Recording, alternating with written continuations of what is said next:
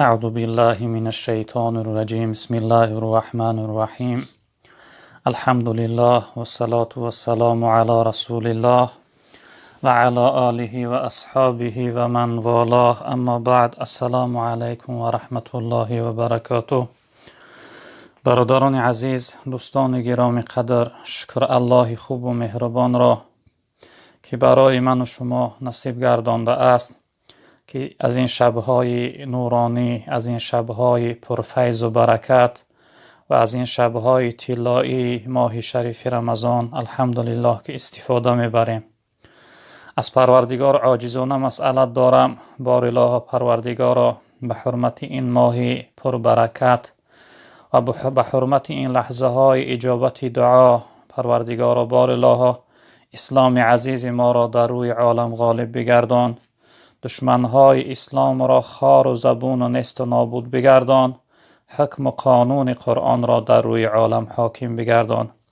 پروردگارا بار الله تمام مؤمنها و مسلمانهای روی دنیا را از رنجها و مشقتها، بلاها و آفتها، مصیبتها و مشقتها در حفظ امانت نگه بدار. پروردگارا برادران عزیز مسافر و مهاجر ما را از این دردهای تبابت نشونده که روی عالم را به تشویش آورده اند، پروردگارا در حفظ امانت نگه بدار. بیماری هاشون شفای عاجل کامل نصیب بفرما. اونهایی که از این دردها از دنیا گذشته اند، برای اونها رحمت و مغفرت بگردان. قبرهاشون پر نور، روحاشون شاد، جاهاشون جنت بگردان. پروردگارا در برابر این مصیبت براشون صبر جمیل و ثواب بزرگ نصیب بفرما. پروردگارا وطن عزیز ما را از این بلاها، از این وباها، از این دردهای تبابت نشونده در حفظ امانت نگه بدار. آمین یا رب العالمین. برادران عزیز بزرگوار، صحبت امروزه ما هم باشد در باره جواب سوالهای هست که برادران عزیز برای ما فرستاده اند. به نهایت سوالها زیاد هستند. انشاءالله به طرز کوتاه و مختصر انشاءالله جواب میگوییم و از شخصیت هایی که سوال می نویسم بسیار خواهش دارم که سوال ها را به طرز کوتاه و چقدر با اهمیت بنویسند، چون که بعضی از اونها را خوانده نمیشه، یعنی سراسیمه نوشتن یا اینکه بی اهمیت نوشتن، بعضی هاشون فهمیده نمیشه. با این خاطر خواهش میکنم که سوال ها را چقدر به طرز کوتاه و چقدر با اهمیت نویسید. برادر عزیز سوال دادن که السلام علیکم اکا جان، نامهای پسران من رسول جان و امین جان است، چی معنا دارند؟ التماس جوابشان را انتظارم. اکنون رسول به معنای فرستاده شده می شود، یعنی که جناب پیغمبر صلی الله علیه وسلم را رسول الله می گویند، یعنی فرستاده شده الله، نماینده الله. و امین به معنای شخصیت امانت نگهدار، شخصیت باوری، یعنی انسانی که خیانتکار نیست. معنای خوب دارن اینها برادر عزیز. رسول جانش هم یعنی میشد که محمد رسولش نام میکرده بهتر میشد. رسول جانم امین جانم هر دوش یعنی نامهای خوب هستند. رسول به معنای فرستاده شده، امین به معنای انسانی باوری، امانت نگهدار، ناخیانتکار. برادر دیگر سوال داده است که السلام علیکم دوستی الله، درباره مهاجرها بگویید که جای کار میکنن اما دزدی میکنن از همان کارخانه، همان برادر را با من کار، همان برادرها با من کار میکنند. من چند بار گفتمشان که این کار نادرست است. آنها مرا میگن که این مسلمان نیست. خواهش میکنم به این سوال جواب گویید. اکنون سوال برادر این است که برادرها در جای کار میکردن، از اون کارخانهشون یعنی دزدی میکردن. این برادر بارها با سوی اونها گفت است که این کار نکنه، که این درست نیست، یعنی معنی است، حرام است.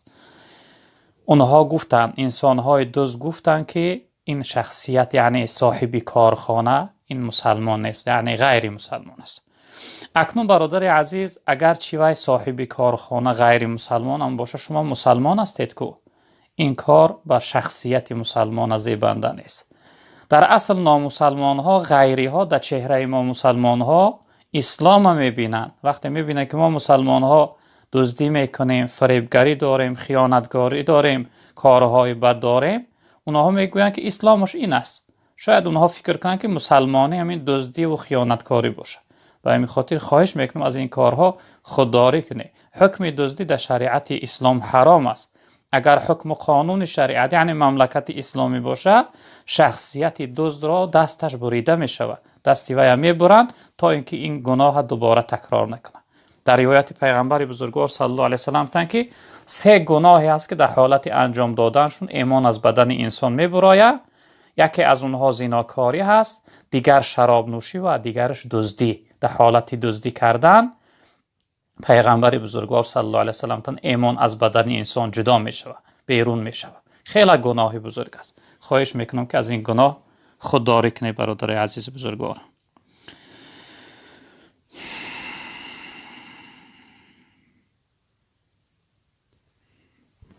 خب برادر عزیز سوال کرده است که خب سلام علیکم دامنای عزیز، یک سوال دارم، کمی روشنی اندازید. برادر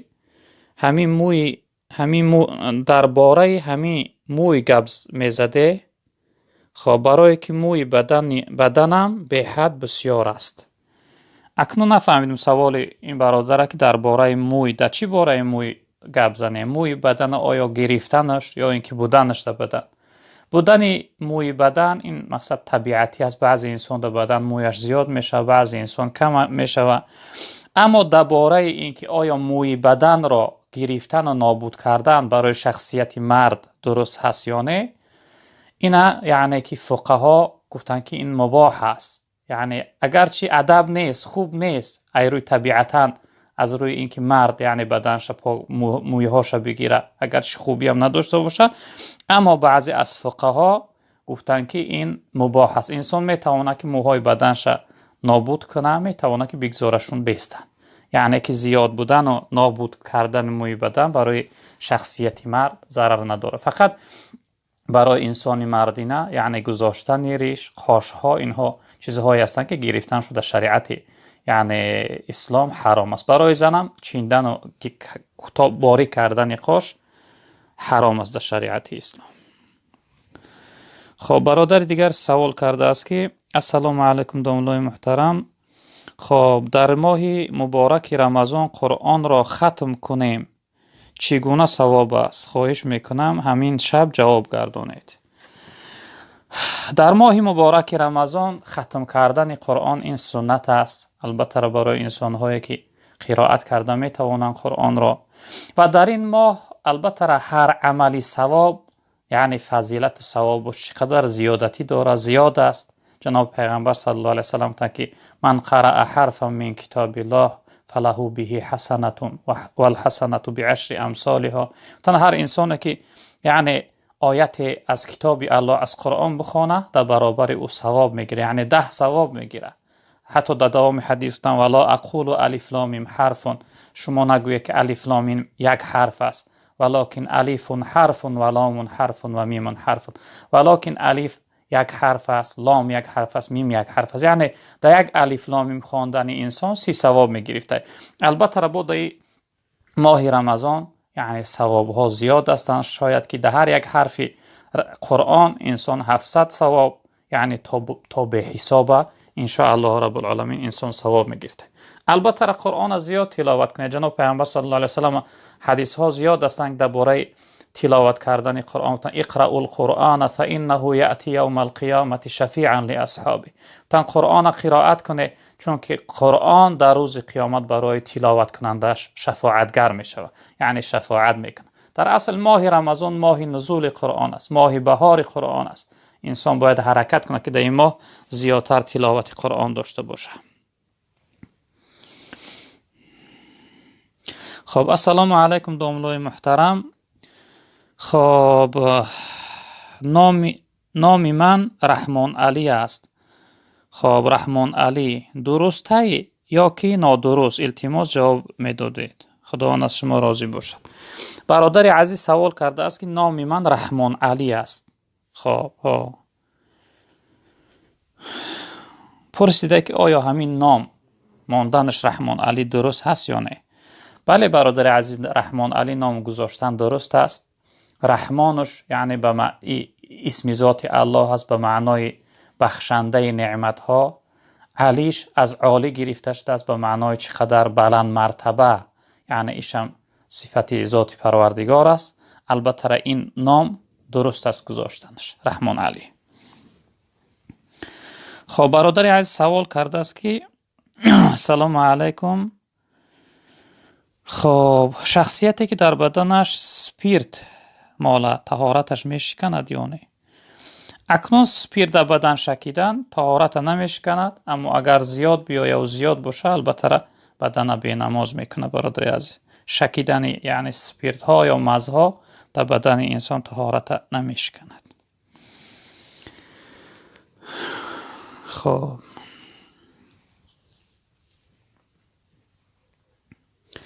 برادر عزیز سوال کرده است که السلام علیکم دوملای محترم،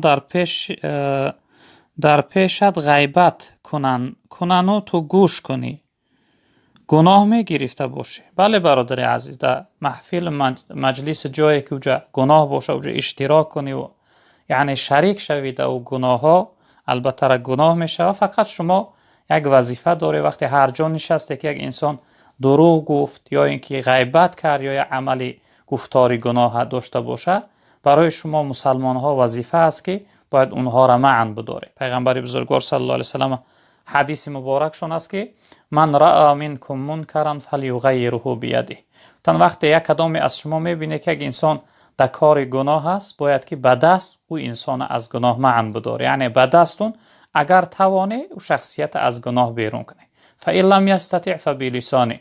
تن اگر به دست نتوانسته باید به زبانتون انسان گناه کننده را از گناه معن بداره. فإن لم یستطع فبقلبه. اگر به زبانم نتوانسته یعنی بدیل باید که عملی ویا گفتاری ویا یعنی گناهی ویا بد ببینه.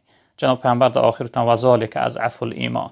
تن این یعنی اگر انسانی که این خصلت ها را نداشته باشه از جمله انسان های ایمان ضعیف است، یعنی ایمان ضعیف داره، ایمان سست داره، ایمان به قوت کم قوت داره. به این خاطر در محفل و مجلسی که اونجا یعنی غیبت میشه و گفتاری بد است، اونجا اشتراک کردن گناه است. اما وقتی انسانی که شنید یعنی فوق العاده مبادا در چنین محفل افتاد، براش چی هست؟ براش ضرور است که این انسان گناه کننده را از گناه معن بداره.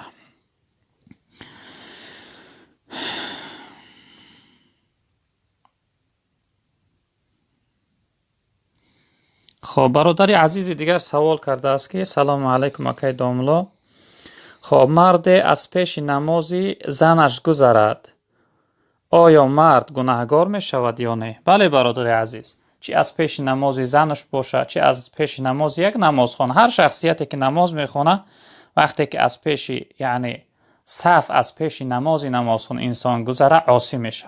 فقها میاد مختصر دیگر هم است که انسان گذرنده به سبب گذشتنش عاصی میشه، به شرطی که نزدیک گذره که در چشم نمازخوان نمایان شه. اما یک انسان در مسجد کلان نماز میخونه یا در صحرا نماز میخونه و ستره نداره، وقتی انسان دورتر گذره که انسان نمازخوان وقتی سجدگاهش نگاه داره و در چشمای سجدگاه نافته گناهگار نمیشه، اما نزدیک گذره که در چشمهای نمازخوان نمایان شوه عاصی میشه و گناهگار میشه. انسانی که نزدیک وقتی گذشتنی شوه، اصل ما وقتی در فقه مختصر و دیگر مسائل های فقه هم است، انسان نزدیکی گذشتنی شد انسان نمازخوان باید به دستش و معن بداره. اگر دورتر باشه با زبانش باید تکبیر گوید الله اکبر گفته، یعنی وی معن داره، نگذاره که وی گذره. اگر گذره وی عاصی میشه. با نمازخوان هیچ ضرر نداره. با انسان نماز میخواندگی را گذشتن یک گذرنده ضرر نداره، اما با انسانی که یعنی میگذره با پیش نمازخوان با وی ضرر داره که گناهگار میشه وی.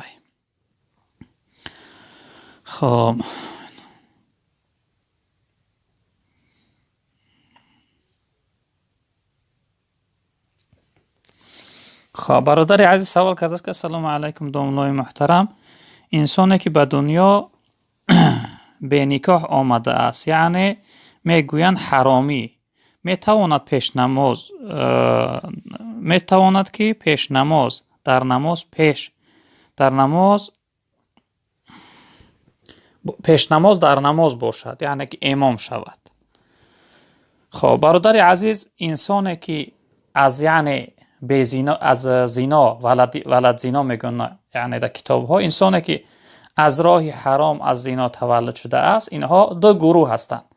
ولد زنایی است که پدرش تماما یعنی معین و معلوم نیست، مادرش بچه فاحشه بود، مادرش بد بود، با چند نفر هم خوابگی کرد، یعنی حامله دار شد و فرزند تولد کرد. با ولد زنایی هست که پدرش معین است.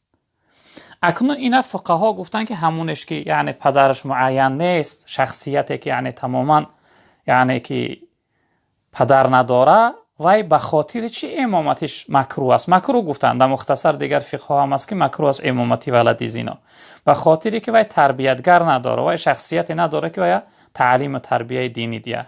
اما ولد زنایی که یعنی علم شرعی داشته باشه، وای بیچاره خودش گناه نداره، فقط پدر و مادر وای گناهگار هستند. انسان هایی که یعنی این عمل انجام دادن، اونها گناهگار هستند، این بیچاره خودش گناه نداره. اما اکثر از بزرگای دین میگویند که اگر انسانی ولد زنا اگر عالم هم شود، عالمی خوب نمیشده، عالمی فتنه انداز، عالمی تفریق انداز، عالم یعنی که ناخوب در جامعه میشده.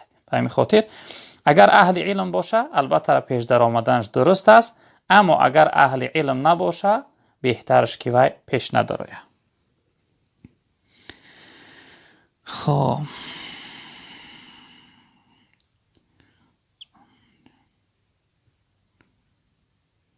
اینجا برادر عزیز سوال کرده است که من خب جیانچه‌دار شدم، میخواهم که شما نامش گذارین، یک نام اسلامی. برادر عزیز جیانچه‌دار شدم گفته شما، ما نمیدونیم که جیان شما دختر است یا پسر است، فقط نوشته که جیانچه‌دار شدم. خیلی پسر باشه، ما روزهای گذشته درباره نام‌های اسلامی صحبت کرده بودیم. بهترین نام‌ها، دوست داشته ترین نام‌ها در نزد خداوند عبدالله و عبدالرحمن است، یا اینکه نام‌های جناب پیغمبر احمد، محمود، محمد. این نام‌ها را کدامش که از این 5 نام کدامش که شما معقول باشه، یعنی انتخاب کرده یکی از اونها را گذاره. اگر دختر باشه خدیجه، عایشه، صفیه، یعنی حبیبه، نام‌هایی که از همسرهای جناب پیغمبر صلی الله علیه و سلم هستند، یا اینکه فاطمه، زینب، رقیه، این نام‌ها را کدامش که معقول باشه انتخاب کرده گذاره. برادر عزیز، خب برادر عزیز سوال کرده است که السلام علیکم داملای عزیز، خب ترتیب ذکر کردن بعد از نماز را میگفتید. ترتیب ذکرهای بعد از نماز اکنون الحمدلله که به همه معین هستند که عادتا مردم ما وقتی که نماز بود کردیم، اول اعوذ بالله من الشیطان الرجیم بسم الله الرحمن الرحیم میگوییم، آیت الکرسی میخوانیم. فضیلتش هم این است که پیغمبر بزرگوار در حدیث گفتند که هر انسانی که بعد از نمازهای فرض اگر آیت الکرسی را بخونه، هیچ یگان چیز او را از در آمدن جنت معن نمیسازه مگر مرگ. همین که از دنیا گذشت و داخل جنت میشود ان شاء الله.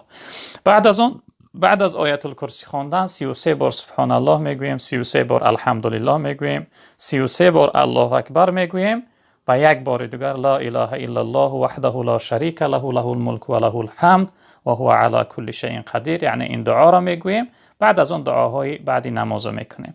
ترتیبش این است. بهتر است که همین ها را یعنی انسان همین ترتیب گوید. این ذکرهای بعد از نماز جناب پیغمبرتون هر انسان که 33 بار سبحان الله، 33 بار الحمدلله، 33 بار الله اکبر گفت و یک بار لا اله الا الله وحده لا شریک له، یعنی این خواند، اگر به اندازه خفهای بحر گناه داشته باشه، خداوند به فضیلت یعنی خواندن و گفتن این ذکرها خداوند گناهاش میبخشه. ترتیب ذکرهای بعد از نماز این است برادر عزیز.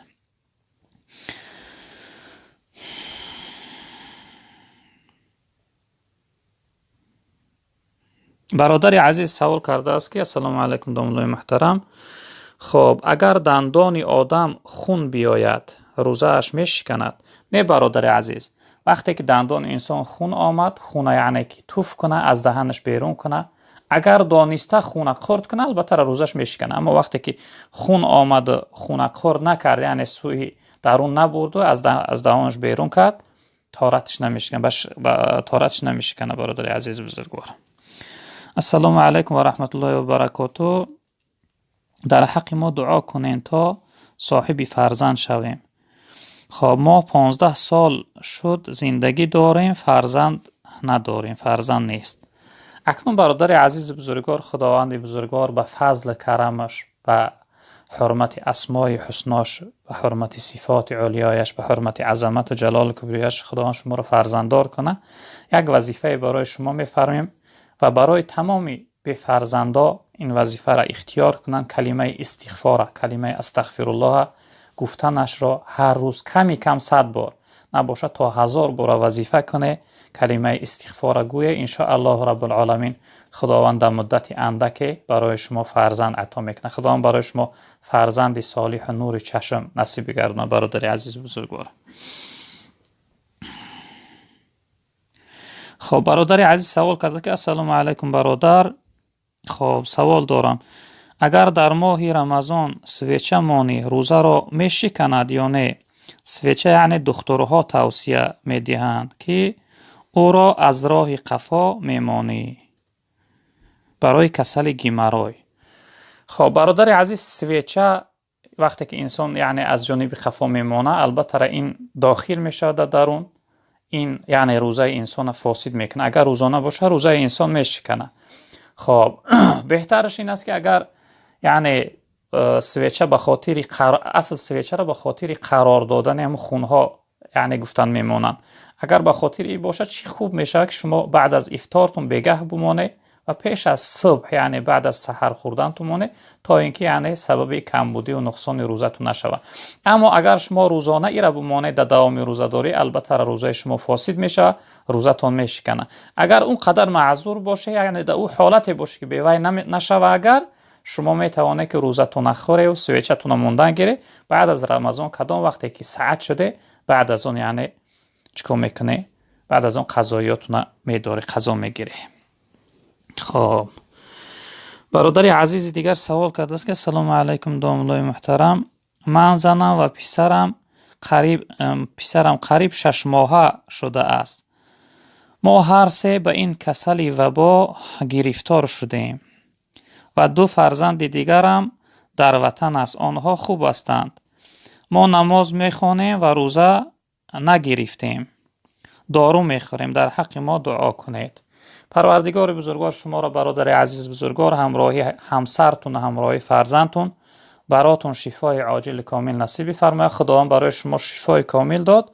بعد از آن یعنی شما معذور هستید وقتی که دارو خورده یعنی روزه نگرفته، بعد از یعنی رمضان کدام وقتی که ساعت شده شما قضایای روزتون قضا بداره. برادر عزیز اگر قضا نداشته یعنی خدای نخواسته یعنی پروردگار نگهبانتون باشه، یعنی وقتی انسان از دنیا گذشت براش ضرور است که وصیت کنه یعنی وارثاش که چند روز رمضان خورده است تا اینکه در برابر روزهای خوردگیش یعنی که فدیه دهند. فدیه مثل صدقه فطر برین. اگر در روسیه امروز یعنی 100 روبل 100 سوم روسی حساب کردگی هستند، در هر یک روز رمضان فدیهش 100 سوم میشه. وقتی که انسان روزه نگرفت وفات کرد بره، وارثاش باید فدیه او را ادا کنند. خب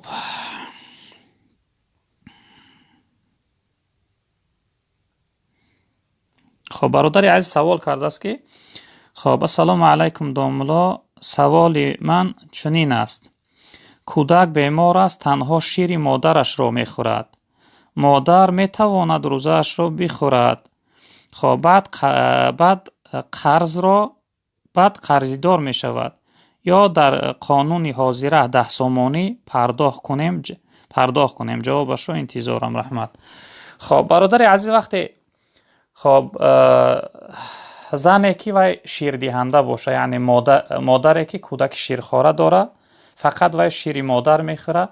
اگر یعنی روزه گیره کمبودی و یعنی سبب کم شدن شیرش میشه و سبب یعنی هلاکت فرزندش میشه. برای این یعنی زن شیر دهنده، برای این زنی که خیف میبره برای نفس خودش یا نفس کودکش، برای این البته شریعت رخصت میده که میتونه زن روزه اش را خوره، اما بعد از کدام وقتی که مقصد که کودکش از شیر بر آمد و کدام وقتی که توانست قضاییش میگیره. برای این زن فدیه واجب نیست چون که این جوان است.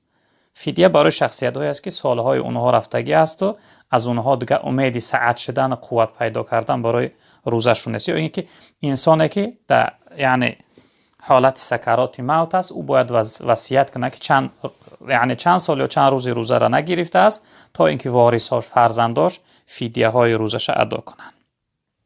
خب السلام علیکم داملا جان، خداوند از شما راضی باشد. یک سوال داشتم. خودی من پدرم سالش از 70 بالا است و پدرم روزه میگیرد، مانده می شود و ما فرزندانش گفتیم بخور، گناهگار شدیم و چخیل قضاش را می سپارد. خب پورا کرده میفهمونید دامنو جان. این برادر عزیز، پدر شما وقتی که اگر قوت داشته باشه و طاقت کنه براش بهتر روزه گرفتن است. اما اگر طاقت نداشته باشه و یعنی پیرانسال، اینا را شیخ فانی میگوین فقها، انسان سال رفته که دیگه طاقت و قوت روزه گرفتن نداره. وقتی شما گفتی از 70 بالا هست، وقتی در این صورت ها باشه انسانی که رفته سوسیدن میگیره، یعنی سعادت نمیشوه، در این صورت اون شخصیت وقتی طاقت نکرد، قوت نکرد روزه گرفتن را، این چیکار میکنه؟ روزه اش را میخوره و در هر یک روز روزه اش مثل صدقه فطر برین. مثلا در طرف های روسیه 100 روبل روسی صدقه فطر گفتن. در تاجیکستان نمیدونم چند سوم باشه قیمتی، یعنی که اکن از حساب مفتیات معین میکنن چند سوم باشه، مثل که صدقه فطر ادا میکنه. این چنین در هر یک روزی یعنی روزه اش مثل صدقه فطر برین. اگر در طرف روسیه باشه 100 روبل یعنی میدهی، از گردن وی ساقط میشه. برادر عزیز بزرگوار، خب السلام علیکم داملای محترم، من شما را خیلی زیاد دوست می‌دارم. یک سوال داشتم. اگر زنی که قرآن را خوانده تاند اما نخواند، نمازهایش را گاه خواند گاه نه، درباره این یگان گپ میگفتید؟ التماس انتظارم. خب برادر عزیز، چی زن باشه چی مرد باشه، شخصیتی که یعنی قرآن خوانده بتونه و از این ثواب خودش محروم کنه، البته برای اون خیلی بد است.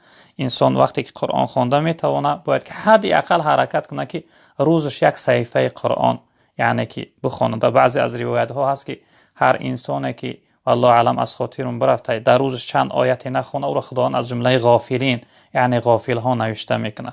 به همین خاطر چی زن باشه چی مرد باشه باید حرکت کنه، قرآن خوان باشه، یعنی که قرآن تلاوت کنه، قرآن دائم بخونه. و دیگر اینکه شخصیتی که یعنی گاه نمازش را میخواند و گاه نمیخواند، این یعنی دزدی، یعنی چی ها میگویند؟ دزدی نماز میگویند. این شخصیت درباره خداوند سوره ارائیت الذی فرموده است فویل للمصلین الذین هم عن صلاتهم ساهون. بس ویل است، یعنی دوزخ از جای نمازخوانها، همون نمازخوانهایی که نسبت به نماز بی‌پروا هستند، گاه وقتی نماز میخوانند گاهش قضا میکنند. ویل یک وادی، یک پسترین جایی هست در دوزخ برای انسان‌های بوده است، یعنی شخصیت‌هایی که نسبت به نماز بی‌پرواگی میکردند. این گروه مردم خداوند در اون ویل یعنی عذاب میکرده است. خب السلام علیکم برادر اهل اسلام، نام دخترم آسیه، خب نام پسرم ابوبکر. میگفتید که این نام‌های خوب هستند یا نه؟ چون که بعضی ها میگویند که نام آسیه نادرست است، معنای گناهگار را دارد. التماس معلومات میدادید. برادر عزیز، نام آسیه، نام ابوبکر، هرچ نام‌های خوب هستند. ابوبکر یعنی شخصیتی است که یکمین خلیفه اسلام، یکمین شخصیتی که از مردها با پیغمبر بزرگوار صلی الله علیه وسلم یعنی که ایمان آورد، حضرت ابوبکر صدیق. و حضرت آسیه این یکی از زنهایی هست که خداوند در قرآن اون را وصف کرده است، یعنی زن فرعون بود و از فرعون رو گردان به حضرت موسی علیه السلام ایمان آورد و دعا کرد که پروردگار در جنت برای من یک خانه بنیاد کو. معنای کلمه آسیه گناهگار نمی شود. معنای آسیه غمانگیز، انسانی غمدار، انسانی ناراحت غمگین می شود، یعنی گناهگار نمی شود. اگر به حرف عین عیقتی خوانده شد آسیه، بعد از آن گناهگار می شود. این آسیه هست، یعنی به الف هست، به آ هست. آسیه گناهکار نمیشود. نامهای خوب هستند برادر عزیز بزرگوار. بله بعضی از علما گفتن که آسیه نام کردن خوبی نداره، اما آسیه بهترین زنها بود. یکی زنهایی هست که قرآن یعنی خداوند در قرآن او را وصف کرده است. ضرر نداره، درست است برادر عزیز بزرگوار. خب السلام علیکم و رحمت الله و برکاته. دامنای عزیز، من با یک دختر شیرخواره هستم. مادر من او را شیر داده است. من می توانم خواهر همان را به زنی گیرم؟ از برای الله بر همین سوال جواب گردانید. خدایا را مددگارتون. سلامت باشید برادر عزیز.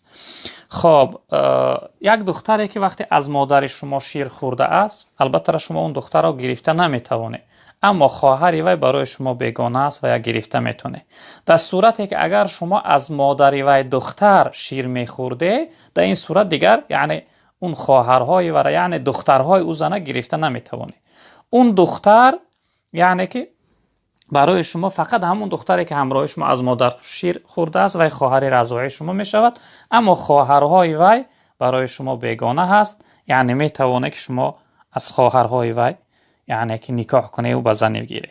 وقتی که وی دختر از مادر شما خورده است، وی فقط همون دختر تنها با شما را خویش میشه، یعنی خواهرهای وی برای شما بیگانه هستند. خب السلام علیکم داملای محترم. میگویند که 3 نوع نفس است. میشود در همین باره کمی میفهموندید؟ بله برادر عزیز، خداوند در قرآن نفس ها را 3 نوع بیان کرده است. نفسی یعنی که اماره، نفسی مطمئنه و نفسی لوامه. نفسی امارش نفسی هست که نفسی راهزن، امر کننده، یعنی انسان به سوی بدی ها، که حضرت یوسف علیه السلام در سوره اش هست که و ما ابرئ نفسی ان النفس لاماره بالسوء. حضرت گفتن من نفسی خود ما یعنی طرفداری نمیکنم، نفسی خود ما تعریف نمیکنم، چون که نفس انسان به سوی بدی میکشونه. نفس اماره نفسی هست که انسان از عبادت و بندگی خدا دور میکنه و یعنی که همچون غلام و همچون گدای خود میگردونه. این نفس انسانهای فاسق و منافق و انسانهای گناهکار هستند. نفس مطمئنه نفس مؤمنها هست که در عبادت و بندگی خدا چقدر آرام هستند. این دویم نوع نفس است. اما نفس لوامه نفسی ملامت کننده است. این نفسی دوستای خدا، اولیای خدا و پیغمبرهای خدا هست. اونها هرچند اگر عبادت و بندگی خدا را زیاد به جا بیارن، با خود را سرزنش میکنن که اون حقی که لایق عبادت بود برای الله سبحانه و تعالی او را شما به جا آورده نتوانید. البته در قرآن خداوند نفس ها را 3 نوع یعنی تقسیم کرده است. نفسی یعنی راهزن و نفسی آرام گیرنده و نفسی ملامت کننده، نفسی سرزنش کننده، نفسی که صاحبش را دائم سرزنش میکنه که حق عبادت و بندگی خدا را ادا کرده نتوانسته.